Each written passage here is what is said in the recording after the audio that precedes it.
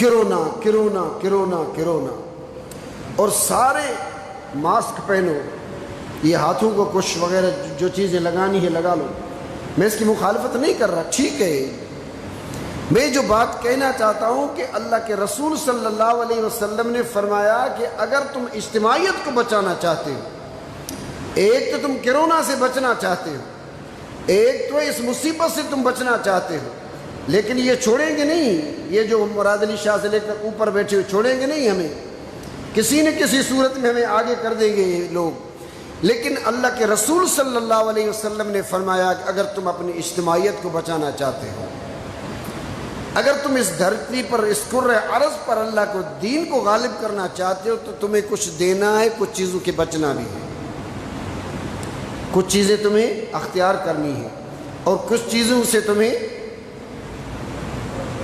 مہنگائی، زور سے بولو مہنگائی ہے، زور سے بولو، بچنا ہے۔ کن چیزوں سے ہمیں بچنا ہے؟ جس میں اللہ رب العالمین نے کیا فرمایا کہ یا ایھا الذین آمنوا لا یسخر قوم من قوم عسى ان یکونوا خیرا منہم، اے لوگو ایک دوسرے کے ساتھ تمسخر، ایک دوسرے کا مت اڑاؤ، ایک دوسرے کی تضحیک مت کرو، مذاق کو تم اپنا زندگی کا حصہ مت بناؤ۔ لا یسخر، کیا اسلام ایسا خشک دین ہے؟ ہنسی اور مزاح اس میں ہے ہی نہیں۔ اسلام نے ہنسی اور مزاح سے کہیں روکا بھی نہیں میرے بھائیوں، کہیں کہ یہ ہنسی اور مزاح ایک دوسرے کے ساتھ محبت بڑھانے کا بھی ایک ذریعہ ہوتا ہے۔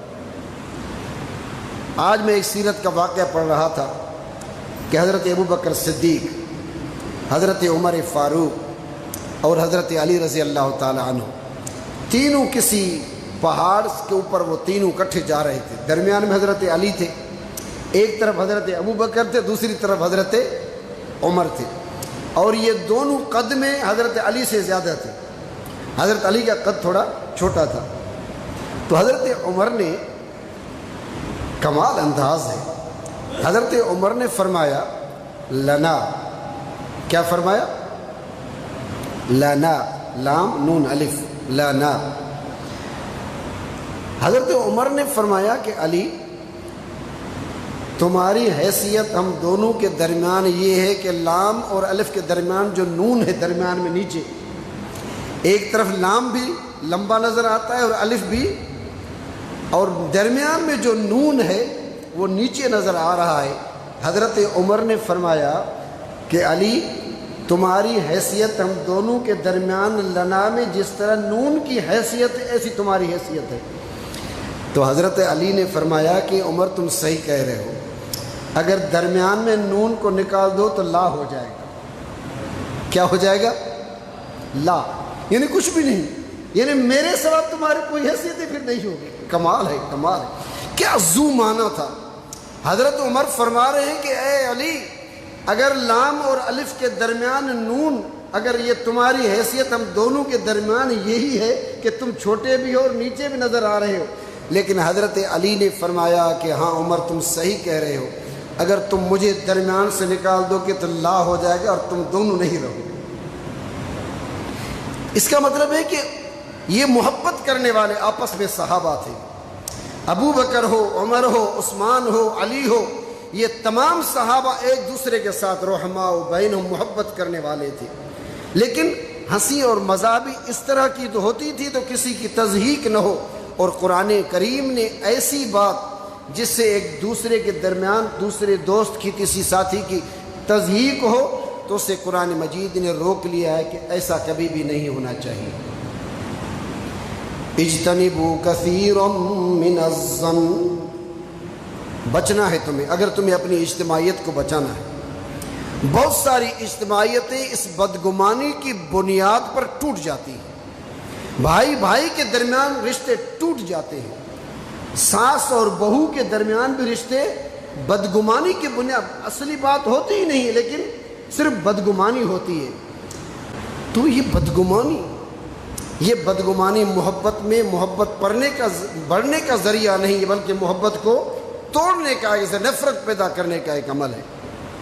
اور ہمارے ایک ساتھی کہہ رہے تھے کہ ہم کسی دروازے پر گئے، ہم نے دروازہ کھٹکھٹایا، اس سے پہلے جب ہم دور سے آ رہے تھے تو میں نے دیکھا کہ ایک بندہ گھر میں گیا جس سے ہمیں ملنا تھا۔ جب ہم نے بیل بجائی، بچہ آیا تو ہم نے کہا کہ بھئی ابو کو بلاؤ، تو بچہ گھر گیا واپس، اس نے کہا ابو تو نہیں ہے، ہم نے تو دیکھا تھا۔ تو ہم نے کہا کہ یار بچہ جھوٹ بول رہا ہے، لیکن ہمارے ساتھی نے کہا کہ بھائی ہو سکتا ہے کہ وہ اس دروازے سے داخل ہوا کسی دوسری گلی میں نکل گیا ہو، اب کیوں خواہ بدگمانی کرتے ہیں، بچہ کیوں جھوٹ بولے گا؟